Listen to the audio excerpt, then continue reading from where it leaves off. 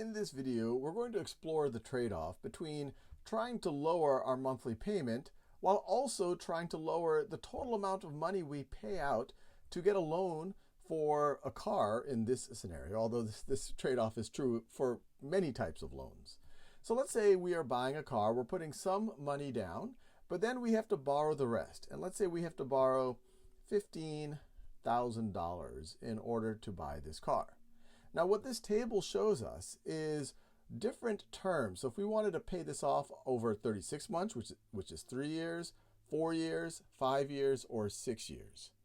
Now, what's interesting is, depending on the length of the term, the interest rate is likely to change. It's likely to be higher for longer term loans when you pay it off over a longer period of time. And generally, that's because the person lending you the money is taking on more risk if it's going to take longer for them to get their money back. So here we're assuming that the lender is willing to give you 6% loan for 36 or 48 months, but then it goes up to 7% for 60 or 72 months. Now, based on these, you could use a payment calculator to come up with these numbers. These are the monthly payments we get.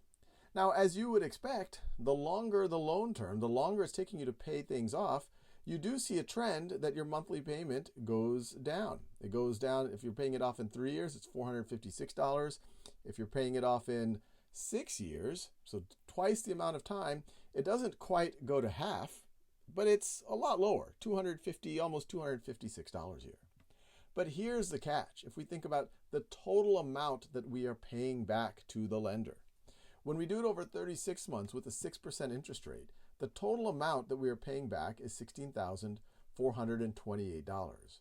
Or another way to think about it, in this scenario right over here, we paid back the $15,000, and then there's another $1,428 that we paid in interest.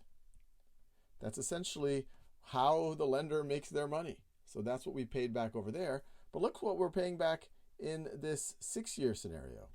For that same $15,000 loan, we pay that back, plus we pay another $3,400, $3,413 in interest.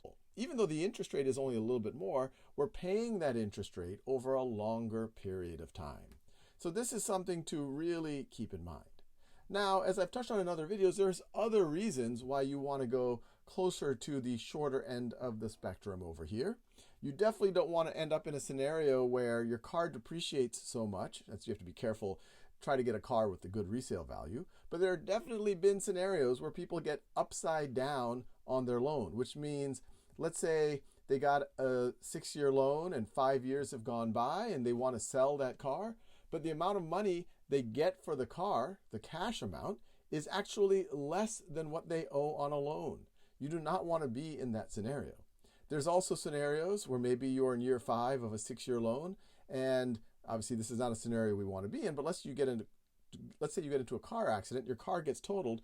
The insurance company doesn't care about your loan in most cases. They're just going to pay you the cash value of the car. If the loan amount is still pretty high, especially compared to that cash value, that probably isn't a good financial situation to be in.